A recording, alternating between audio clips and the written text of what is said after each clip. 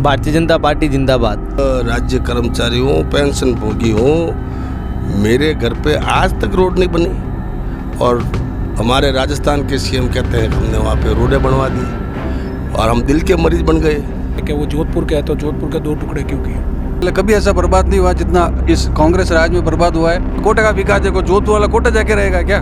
जोधपुर वाला जोधपुर में ही रहेगा, जोधपुर के मुर्दे जोधपुर में बढ़ता है। आयुष्मान योजना राजस्थान के अंदर लागू नहीं होने दी अशोक गहलोत जी ने, क्या कारण रहा उसके पीछे? सड़कें टूटी हुई है, पूरा शहर खोद के रख दिया, सारा कमीशन खा लिया और अब अगली सरकार आएगी पेमेंट देगी, कर्म फूटे उसके। नहीं लाखों नहीं करोड़ों नहीं अरबों रुपए का खेल हो रहा है। चिरंजीवी में ले लो चाहे RGHS में ले लो। बिजली घर में घूमते हैं, वहाँ वो हमारी जो ये दवाइयाँ मिलती है RGHS की, उसमें कभी दवाइयाँ नहीं आ रही है, उनके चक्कर निकाल रहे हैं। क्या अशोक जी वहाँ क्या 5 स्टार होटलों में लगा रहे थे क्या सीवरेज लाइन?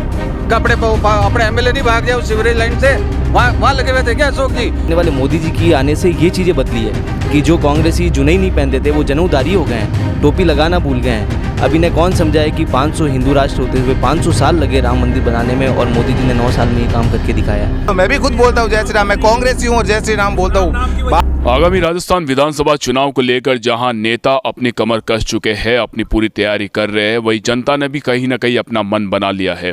फिर चाहे शहर की कोई गलियां हो, शहर का कोई मैदान हो, शहर के ऑफिस हो या फिर शहर की हताई हो, हर जगह पर अब ये चर्चा है तो सिर्फ एक ही कि आखिर आने वाले समय में कौन होगा यहाँ का नेता। तो आइए जानते हैं यहाँ की हताइयों पर। मेरे साथ यहाँ पर कुछ युवा है, इनसे बातचीत करते हैं और जानते हैं कि कौन किसको सपोर्ट करे। सबसे पहले तो आपसे जानना चाहूँगा कि कौन सी पार्टी को सपोर्ट कर रहे हैं?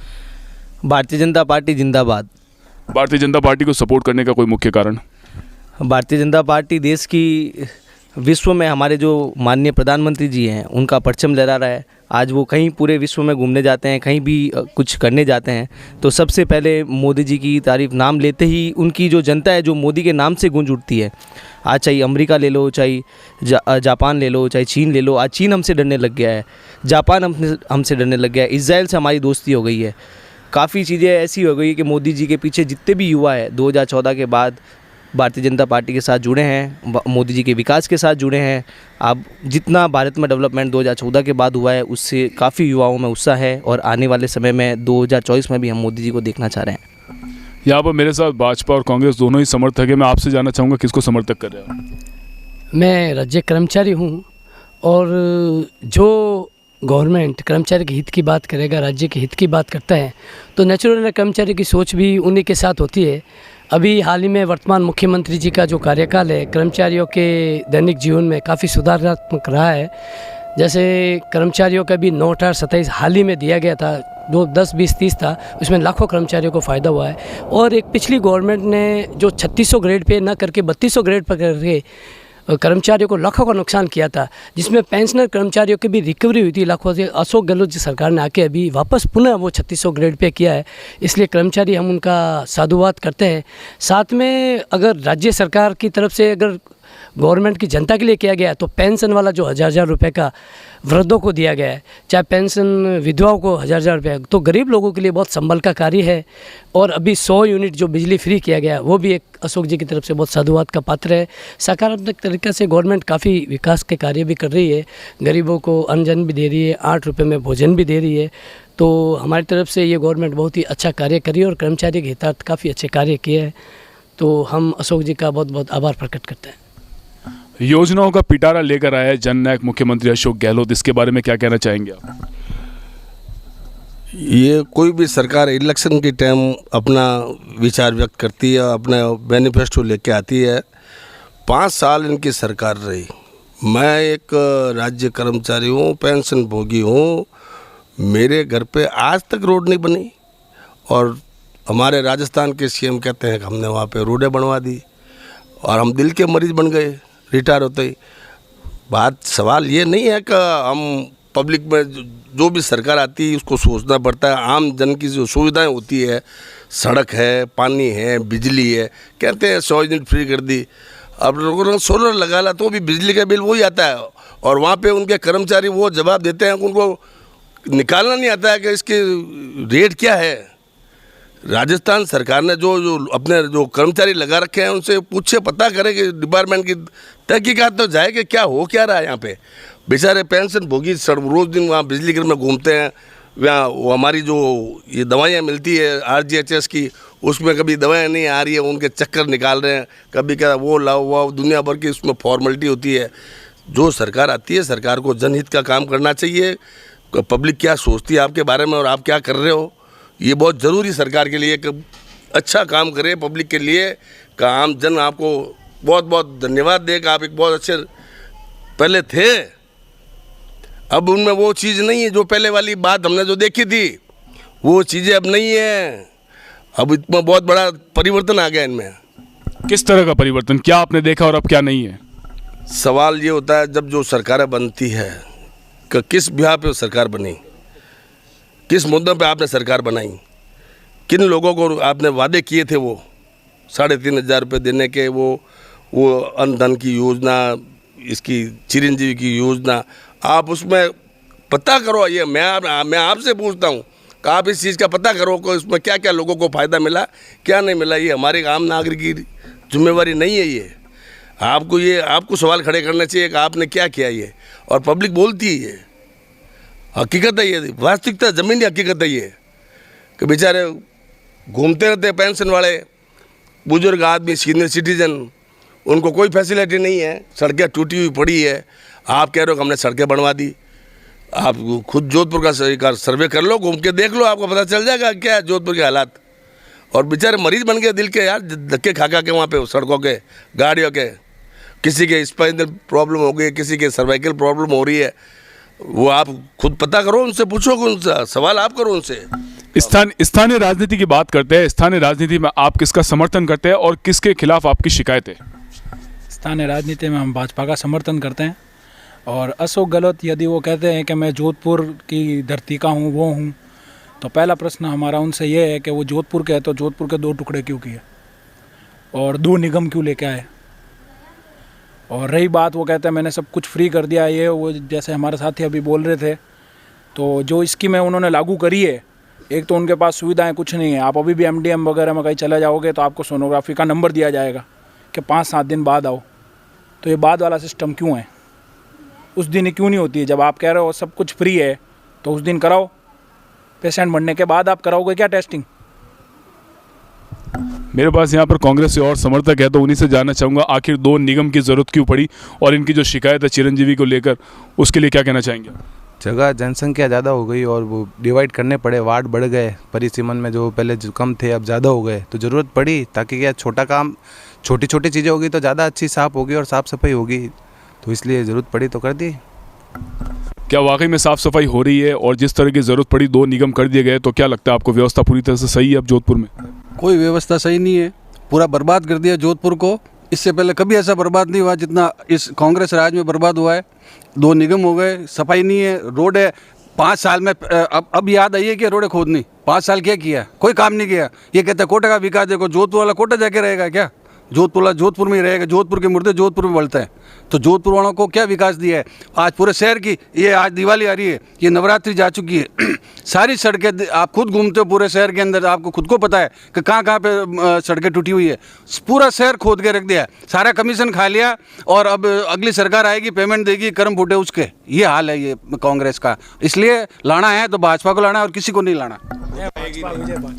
कर्मचारियों के हित में तो आपने बता दिया, लेकिन आम जन की जो नाराज़गी है खासतौर से सड़कों को लेकर और शहर की व्यवस्था को लेकर, उसके बारे में क्या कहेंगे आप? अभी प्रताप नगर में जैसे सड़कें खुदी हुई है तो नव निर्माण के लिए खुदी है, तो निर्माण प्रताप नगर नहीं, पूरे जोधपुर शहर की बात हो रही है। जोधपुर शहर में काफ़ी अच्छी, अगर आप जाओगे तो अशोक गार्डन की तरफ जाते हैं या प्रताप नगर से बाहर की तरफ, रोड बाहर वाली काफ़ी अच्छी है, अंदर की तरफ प्रॉब्लम है। मगर अशोक जी ने और भी काफ़ी सुविधा दी है, जैसे चिरंजीवी योजना दी है, जो 25 लाख तक का आदमी का जो बीमा है, स्वास्थ्य बीमा, आम गरीब के उस हित का कार्य, जो बाहर बैठा रहता था प्राइवेट सेक्टर में, महंगाई है बहुत ज़्यादा, आज वो बीमार होता है तो किसी भी हॉस्पिटल में जाता है। ये पूरे राजस्थान में नहीं, पूरे भारत में एक तरह का मैसेज है कि फ्री दवाएँ देना गवर्नमेंट की ड्यूटी होती है, चिकित्सा, तो ये सुविधा दी जा रही है। ये बहुत ही तारीफ़ काबिल है, इसमें आम आदमी को बहुत फ़ायदा हुआ है। 2 साल तक आयुष्मान योजना राजस्थान के अंदर लागू नहीं होने दी अशोक गहलोत जी ने, क्या कारण रहा उसके पीछे? लेकिन बदले में चिरंजीवी योजना भी तो लेकर आए। यहाँ बदला निकालने थोड़ी आए हैं। आपको चिरंजीवी योजना से क्या शिकायत है? शिकायत नहीं है, वो लागू क्यों नहीं होने दी? इसलिए वो लागू हो ही नहीं। फायदा हो रहा है उनको, ये मतलब नहीं, उनको ये चाहना है, वो वाली क्यों बंद कर दी? और 2 साल क्यों नहीं चलने दी वो? 2 साल नहीं चलने दी उसको। नहीं तो 2 साल वो आयुष्मान योजना नहीं लाने का कारण क्या था कि वो मोदी की योजना थी इसलिए? नहीं, ऐसी कोई बात नहीं है यहाँ पे, और वो परिस्थिति के हिसाब से वो देखते हैं सब। उल्टा चलना है मोदी के खिलाफ। मोदी के खिलाफ की नहीं है बात, आप कभी उसको वो पकड़ लेते हो, वो कोई कारण नहीं है इसका। वही कारण है सबसे बड़ा कि उसको लागू नहीं किया, और आज भी करोड़ों नहीं, लाखों नहीं, करोड़ों नहीं, अरबों रुपए का खेल हो रहा है। चिरंजीवी में ले लो, चाहे RGHS में ले लो, बहुत बड़ा ये स्कैम उखाड़ेगा भाजपा सरकार। अच्छा, आप भाजपा के समर्थक, आपसे जानना चाहूँगा कि कई बार ये जो सवाल है, सवालों के घेरे में रहे हैं केंद्रीय जल शक्ति मंत्री गजेंद्र सिंह शेखावत कि पिछले 9 सालों में उन्होंने यहाँ पर कोई विकास के कार्य नहीं किए, इसके बारे में क्या कहेंगे आप? ये बात आप अपने ये जो जल मंत्री थे उनसे पूछते तो आपको ज़्यादा बेटर जवाब देते। इसका जवाब तो मैं कैसे दे सकता हूँ इसका, कि आप उनसे पूछे। भाजपा के समर्थक होने के नाते और आम जन होने के नाते आपकी कोई ओपिनियन तो होगी ना उनके बारे में? ओपिनियन मेरे हिसाब से मैंने यहाँ नहीं देखा है कि जोधपुर में कोई ऐसा कोई विकास का कार्य कोई हुआ है उनका। अभी तो मुझे नहीं लग रहा है। यहाँ पे एम्स का जरूर है कि जोधपुर में एम्स में थोड़ा काम हुआ है। उसके बाद में जो इनको करना चाहिए एज ए MP साहब होते हुए कि जोधपुर का डेवलपमेंट और अच्छी तरह से सोच के करते हो तो बहुत अच्छा लगता। जिस तरह से अभी अपना बता रहे हैं, अपना वर्चस्व यहाँ पे कायम कर रख रहे हैं, तो इतना काम तो करना चाहिए था उनको कि लोग आप उनकी फैन होते आपके। मगर जोधपुर शहर की विडंबना यही है कि राजस्थान और जोधपुर के जो मुख्यमंत्री है वो कोरोना के टाइम भी जयपुर बैठे थे। आप इतिहास उठा के देखिए, कोरोना के टाइम वो जोधपुर आए या नहीं आए। ऐसे आरोप लग रहा है कि मुख्यमंत्री कोरोना के टाइम पे जोधपुर आए नहीं थे और व्यवस्था उन्होंने यहाँ पे संभाली नहीं थी। मुख्यमंत्री तो पूरे राजस्थान का होते हैं, तो उनको हर राज्य में, हर जिले में जाना पड़ता है, तो उनके प्रतिनिधि यहाँ पे थे, तो प्रतिनिधि तो अपने तरीके से कार्य करेंगे। मुख्यमंत्री तो सभी राजस्थान का होता है, तो उसको तो पूरा राजस्थान देखना पड़ता है। वो मुख्यमंत्री थे और कोरोना में क्यों नहीं आए? वो बाड़ेबंदी में बिजी थे। वो बाड़ेबंदी में बिजी थे। अपनी सरकार बची है 4 साल तक, वाले खरीब कोई काम नहीं किया, कोई काम नहीं किया। सिर्फ 4 साल तक अपनी सरकार बचाई। इनको तो सरकार पहले भी बीजेपी नहीं, सचिन पायलट से सरकार बचाने के लिए अपने जयपुर बैठे रहे और सारे MLA को घेर के बैठे थे वहाँ। पूरे भारत में लागू हुआ है। सबसे पहले पूरे भारत में लॉकडाउन का कार्य अशोक जी ने राजस्थान सरकार ने किया था, और यही फॉर्मूला पूरे भारत में लागू हुआ था। तो अशोक जी जनता के प्रति पूर्णतः सतर्क थे, पूरे चिंतित थे। लेकिन इस बात को आप नकार नहीं सकते कि प्रधानमंत्री मोदी ने भी गहलोत के जो कोरोना मॉडल है उसकी जो सबसे ज्यादा तारीफ की थी, उस बात को आप नकार नहीं सकते। ये वो हमेशा कहता है मैं जोधपुर का बेटा हूँ, तो जोधपुर का बेटा हूँ तो जोधपुर क्यों नहीं आए? जब चुनाव आते हैं, राज्यसभा चुनाव, उस समय वो बोलते हैं ये लाशें जल रही थी। कहाँ थे अशोक जी? कोई नहीं था। अशोक जी को ये मालूम नहीं है कि सब सड़क रोड बिल्कुल खुदी हुई है और कितनी लाशें यहाँ आएगी। लेकिन ये खास तौर से अगर जो सड़कों की बात की जाए, आम जन को जो नाराजगी उस सड़कों को लेकर है, तो सड़कों की जो नाराजगी है वो तो स्थानीय विधायक को लेकर नाराजगी होती है। तो आप शहर विधानसभा क्षेत्र से आते हैं, तो विधायक को लेकर आपकी क्या नाराजगी है? विधायक ने पिछले 5 सालों में कुछ भी काम नहीं किया है। जैसे ही चुनाव नज़दीक आए हैं, उन्होंने गली गली का दौरा करना चालू किया है। जहाँ उन्हें लगा मेरे को काम करना चाहिए वहाँ किया है। जैसे ही कोई मुख्यमंत्री का दौरा होता है, तो या कोई उनके पार्टी के बड़े नेताओं का दौरा होता है, तो पूरी सड़कें एकदम अप टू डेट होने लग जाती है। आप अभी देखो, जैसे ही अशोक गहलोत जोधपुर आने लगे, जगह जगह जो पेचिंग थी, जहाँ सीसी रोड बनी हुई है, वहाँ उन्होंने डामर की रोड की पेचिंग की है। आप इतनी जगह जा रहे हैं, आप देख रहे हैं जो खड्डे थे वो एकदम अप टू डेट खड्डे हो गए। इतने साल इनको याद नहीं आई। जब भी मुख्यमंत्री जोधपुर का दौरा करते हैं, तो ये अपने स्थानीय विकास के ऊपर आने लग जाते हैं। सारे कर्मचारियों को वो रातों रात लगा देते हैं। रात को 12 बजे से लेकर सुबह 5 बजे तक इनका काम चलता है। मुख्य रूप से जो विधायक आप जिसको भी लाना चाहते हैं, उनसे आपकी अपेक्षा क्या है? आप क्या चाहते हैं कि आपका जो आने वाला विधायक है वो आपके लिए क्या कार्य करे? साफ रोड बनाए, डेवलपमेंट। इसका मतलब अभी तक नहीं बनी है ना रोड? बन रही है। इसका मतलब नहीं बन रही है। अभी रोड बनानी बाकी है 5 साल के बाद भी। 5 सालों में सरकार कांग्रेस की थी, विधायक भी यहाँ पर कांग्रेस के थे, तो उस समय आखिर ऐसा क्या हुआ कि सड़कें नहीं बनी और अब सड़कें बन जाएगी? ऐसा क्या है? रह गई है वहाँ, विकास होगा नहीं? कहाँ रह गई? पूरा शहर रह गया 5 साल में। नहीं, ऐसी बात है। सीवरेज के वजह से रोड खोदी हुई है। ये जो रोड बोल रहे हैं जो खुदा हुआ है, तो वो सीवरेज लाइन नहीं डल रही है, इसलिए वो खुदा है। फायदा अपना ही है ना। 5 साल सीवरेज कहाँ गया अशोक जी? वहाँ क्या 5 स्टार होटलों में लगा रहे थे क्या सीवरेज लाइन का? अपने MLA नहीं भाग जाए उस सीवरेज लाइन से? वहाँ लगे हुए थे क्या अशोक जी? यहाँ क्यों नहीं लगवाई? हाँ, कोटा करते, कोटा में चंबल रिवर फ्रंट बना दिया उसने शांति धारीवाल ने। है अशोक जी 3 बार जोधपुर से मुख्यमंत्री है, क्या किया जोधपुर के लिए? कोई एक चीज बता दो विजन। मतलब आपके हिसाब से मुख्यमंत्री अशोक गहलोत ने जोधपुर में कोई भी तरह का विकास कार्य नहीं किया है? 1% नहीं किया है, सिवाय पैसे बनाने के कोई काम नहीं किया है। खुद का और खुद के बेटे का अरबपति नहीं खरबपति बना दिया है और कुछ काम नहीं किया है। मैं जानता हूँ, कांग्रेस में रहा हूँ और मुझे सब पता है ये लोग क्या करता है। जो ये आरोप लग रहे हैं कि मुख्यमंत्री ने अपने गृह नगर में किसी भी तरह का विकास नहीं किया है, उसको लेकर आप क्या कहेंगे? मुख्यमंत्री जी ने गृह नगर में बहुत कुछ किया है।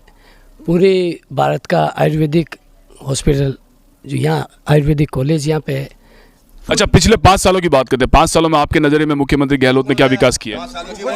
अभी स्पोर्ट्स के जानते हैं, इनसे ही जानते हैं। अभी अगर स्पोर्ट्स के क्षेत्र में देखेंगे तो अभी हाल ही में बरकतुल्ला का रिनोवेशन, जोधपुर का रिनोवेशन कराया, जिसमें 40 करोड़ रुपए का बजट देके इंटरनेशनल लेवल का ये ग्राउंड तैयार कराया है। गणेश मंदिर रातानाडा के नीचे आप जाके देखो तो पर्यटन स्थल बनाया है। और अभी बाईजी का तालाब की नवनिर्माण हो रहा है। और जो अशोक गार्डन का, उसका नवनिर्माण कर रहा है। बरकतुल्ला के अंदर जो इंटरनेशनल मैच के लिए किया गया 40 करोड़ रुपए दिया गया, आज तक किसी गवर्नमेंट ने नहीं किया गया था। लेकिन इंटरनेशनल मैच तो पहले भी होते थे, अभी तक इंटरनेशनल मैच वापस हुआ नहीं है। बरकतुल्ला का रिनोवेशन कराने के लिए 40 करोड़ दिया गया था और अभी हाल ही में टूर्नामेंट के मैच भी हुए हैं। तो ये 33 करोड़ थे। 33 करोड़। तो ये जोधपुर के लिए बड़ा सौभाग्य की बात है कि हमारा बरकतुल्ला खान इतना अच्छी तरीके से। जोधपुर के लिए बड़ा सौभाग्य की बात है कि यहाँ पर इंटरनेशनल मैच होंगे, उसके लिए बरकतुल्ला खान स्टेडियम को तैयार करने के लिए 33 करोड़ दिया, ऐसा ये बता रहे हैं। आज तक तो करा नहीं पाया वैभव गहलोत, क्या किया आज तक है? और अभी ईडी का संबंध आया, पता चल जाएगा, सारी इनकी कुंडलियां खुल जाएगी। अच्छा, जब आपने ईडी की बात की तो आपसे जानना चाहूंगा कि जब भी चुनाव की बात आती है ईडी बीच में क्यों आ जाती है? देखो ये क्योंकि कहीं ना कहीं कांग्रेस का भी आरोप है कि भारतीय जनता पार्टी जो ये केंद्रीय संस्था है इनका दुरुपयोग कर रही है। देखो ईडी का तो आपके पास भी आऊंगा, इनसे जान लेते हैं। ईडी का तो मोदी पे, अमित शाह पे, सब पे लगता था। चिदम्बरम साहब थे, उन्होंने भी उसको सबको पूछता है, ये गवर्नमेंट की संस्था है, इसमें अपन ये नहीं कह सकते कि कोई दूध का धुला है।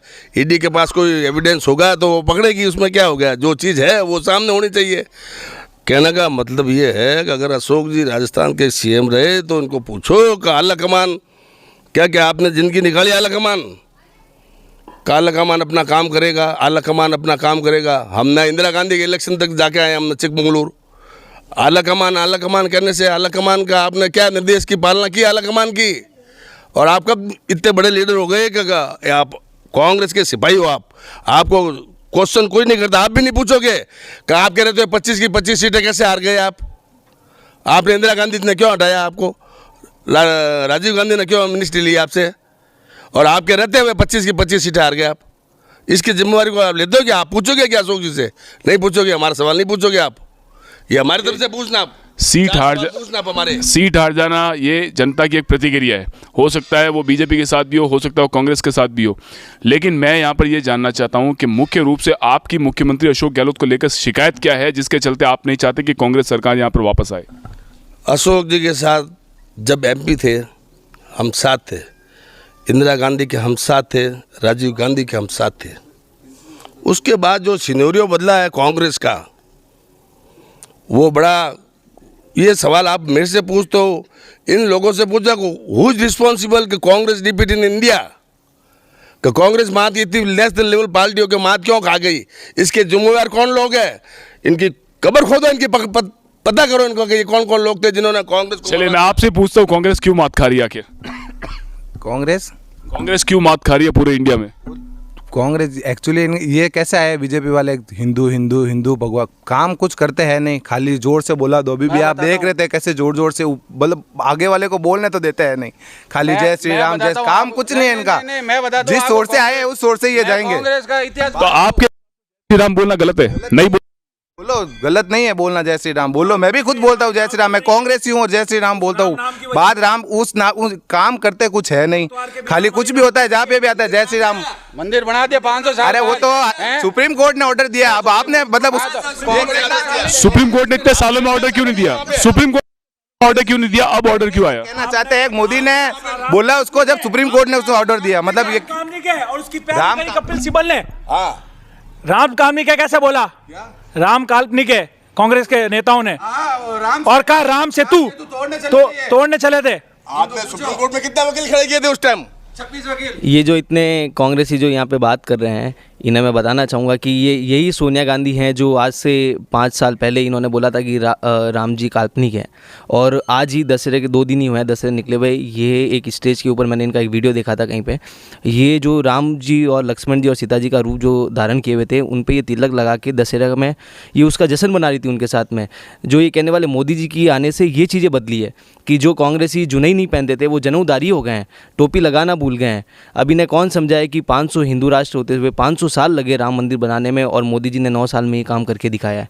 अशोक जी गहलोत ने केवल एक ही काम किया है कि जो अपने वोटरों की राजनीति के लिए अल्पसंख्यक को फ़ायदा दिया है। मदरसा बैन सेंट्रल गवर्नमेंट की साइड से था, उन्होंने मदरसे बनाने के लिए दबा के पैसे दिए हैं। आपने गुरुकुल के लिए पैसे नहीं दिए, आपने वैदिक उच्चारणों के लिए कहीं पैसे नहीं दिए, बट इन्होंने मदरसा के लिए पैसे दिए हैं। हमारे हिंदू त्योहारों को जो इन्होंने 12 बजाई है पूरे राजस्थान के अंदर, वो अशोक गहलोत ने बजाई है। आप अपराध की बात करें तो अपराध कायम है। आज भी एक छोटी सी बच्ची का रेप हो जाता है तो उसकी कोई कार्रवाई नहीं होती है, 2 दिन बाद उसे दबा दिया जाता है। आप उदयपुर कांड ले लीजिए, आप जोधपुर का जैन विश्वविद्यालय का कांड ले लीजिए, आप कहीं पे भी जाएंगे, जालोर गेट का कांड ले लीजिए, आप जालोर गेट का कांड ले लीजिए, वहाँ पे भी केवल अशोक जी गहलोत ने कुछ भी नहीं किया। केवल अल्पसंख्यक निर्दोष लोगों को आज भी आरोपी बनाया हुआ है, और केवल कांग्रेस जो है कि एक ही समीकरण को अपने वोट बैंक बढ़ाने के लिए काम कर रही है। दो सवाल मैं आपसे जानना चाहूँगा, 2 सवाल आपसे जानना होगा। आखिर ऐसा क्या कारण है, आपके नज़रिए से विकास हो रहा है, लेकिन फिर भी ऐसा क्या कारण है कि आज 70 सालों बाद भी लगातार कांग्रेस पर तुष्टीकरण की नीति के जो आरोप है वो लगते जा रहे हैं? आखिर इसका क्या मुख्य कारण है? मुख्य कारण तो क्या, असामाजिक तत्व हर समाज में होते हैं, और कांग्रेस के जो फॉलोअर्स हैं, कांग्रेस में जो फॉलोअर्स हैं, जो भी वोट देते हैं, जिसमें जनता कहती है कि अल्पसंख्यक देते हैं, तो उस समाज में भी असभ्य लोग भी हो सकते हैं। तो उन असभ्य लोगों को कोई गवर्नमेंट की तरफ से कोई गारंटी नहीं कि हम उनका सहयोग देवें, और उनके खिलाफ कार्रवाई की जा रही है, और गवर्नमेंट को कार्रवाई करनी चाहिए। जो भी असामाजिक तत्व है अगर कुछ गलत करता है तो उसके खिलाफ कार्रवाई होनी चाहिए, चाहे वो हिंदू हो चाहे मुस्लिम हो। देश के लिए घातक है, राज्य के लिए घातक है। जो भी असामाजिक तत्व है उसके खिलाफ सरकार को कार्रवाई करनी चाहिए, कठोर से कठोर। असामाजिक तत्व की बात आप बिल्कुल सही कह रहे हो, चाहे किसी भी समाज में हो, किसी भी देश में उनके खिलाफ कार्रवाई होती है। लेकिन मेरा सवाल यह है कि जो तुष्टीकरण की जो नीति है, बार बार जो यह आरोप लगता है, एक सॉफ्ट कॉर्नर जो विशेष समुदाय को लेकर रहता है, वो आरोप आज भी 70 सालों बाद लगातार क्यों लग रहे हैं? आखिर ऐसा क्या है? नहीं, तुष्टीकरण का बिल्कुल झूठ है। अगर आप देखेंगे कि मदरसों के अंदर किस गवर्नमेंट ने सबसे ज़्यादा मदरसों को सहायता दी जाएगी, तो आप देखोगे सेंट्रल गवर्नमेंट लाखों करोड़ रुपए अभी भी मदरसों को सहायता दी जा रही है, जो आप गवर्नमेंट की साइट पे जाके देखे जा सकते हैं। उसी तरह गवर्नमेंट कहती है कि मैं अगर 800 करोड़ जनता को अन्न धन देते हैं, हम अन्न फ्री देते हैं, तो आप अंदाज लगा दीजिए कि उसमें से कितने तुष्टीकरण के हिसाब से अल्पसंख्यकों को भोजन जा रहा है। अगर 22 करोड़ के 22 करोड़ गिने तो 22 करोड़ उनके अलावा 60 करोड़ कौन से हैं? ये किसी के ऊपर भी ब्लेम जनता का लगाने का या किसी और व्यक्ति का हो सकता है, मगर गवर्नमेंट तो अपने तरीके से अच्छे लेगी कार्रवाई करती है, जनता इसको तुष्टीकरण विरासत भी लेकर चल रहे हैं और देश का विकास भी कर रहे हैं। विरासत का मतलब देश के मंदिरों का जो जीर्णोद्धार किया वो किसने किया? कांग्रेस को वो कभी मंदिर नजर नहीं आए। कांग्रेस के नेता। चलिए एक मिनट के। लोकतंत्र का मतलब ये है कि हम यहाँ पे घंटी भी नहीं बजाएं, मंदिर में नहीं जाएं, हनुमान चालीसा का पाठ नहीं करें, हैं रोडों के ऊपर। 1 मिनट के लिए हम धर्म की राजनीति और तुष्टीकरण की राजनीति को हटाते हैं, बात करते हैं राज्य में कानून व्यवस्था को लेकर।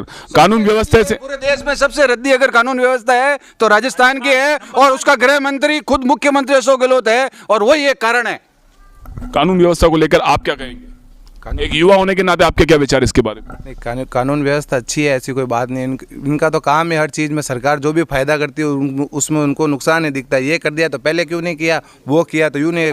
तो जहाँ जहाँ बीजेपी की सरकार है तो वहाँ क्या रेप होते नहीं है क्या? वहाँ क्या चोरी होते नहीं है क्या? जो असामाजिक तत्व कहीं पे भी हो सकते हैं और कुछ भी कर सकते हैं, और जयपुर कहीं पे भी कर सकते हैं। जयपुर ऐसे बोलते हैं, जयपुर आज जब मुद्दे की होती है तो हाँ हो करते हैं, सब ग्रुप बना के ऊपर आते हैं। जमानत दे दी, जयपुर बम वालों को जमानत तक दी है, किसने दी है? क्यों दी है अशोक गहलोत ने? आपकी सरकार थी, आपका बस ये बात है। हर जगह असामाजिक तत्व होते हैं, रेप और वो कंट्रोल कर सकती है सरकार, ज्यादा से ज्यादा सिक्योरिटी बढ़ा सकती है। जब आम नागरिक कहाँ बढ़े सिक्योरिटी कहाँ बढ़ाई? बढ़ाई हुई है, कहाँ बढ़ाई? 1-1 बजे तक यहाँ गाड़ियाँ घूमती है, फिर भी हो जाती है तो हो जाती है। वैभव गहलोत की सिक्योरिटी बढ़ा दी, वैभव गहलोत की सिक्योरिटी बढ़ा दी, ये पता है हमको। उसके यहाँ चलिए कार्यक्रम के अंत में आप सभी से जानना चाहूंगा, एक छोटा सा प्रेडिक्शन ले लेता है कि जोधपुर विधानसभा की जो 3 सीट है उसमें क्या स्कोर रहेगा? एक छोटा सा प्रेडिक्शन ले। जो पिछली बार रिपीट हुआ वो रिपीट होगा, यहाँ पे कुछ नहीं है। जोधपुर तीनों विधानसभा पे क्या स्कोर रहेगा भाजपा और कांग्रेस का? 2-1, 2 बीजेपी 1 कांग्रेस। सूरसागर और शहर में हमारी सीट आ रही है क्योंकि मुख्यमंत्री माननीय मुख्यमंत्री कुछ सदापुरा से हैं, तो उनका भी अपन कुछ कह नहीं सकते क्योंकि उनका एरिया है, उनके समाज के लोग वहाँ पे एक साथ रहते हैं। माली समाज का एरिया है, गांव में माली समाज है, तो वो जायज़ सी बात है कि वो अपनी जाति के समीकरण के आधार पर वहाँ से लड़ते हैं। 2-1 से रहेगा। 2-1 से रहेगा। मैं तो कहता हूँ 3 सीटें आएगी। अब की अशोक गहलोत खुद हारेगा, अपने समाज से हारेगा। 2 कांग्रेस 1 बीजेपी। 2-1 2 कौन आ रही है? बीजेपी।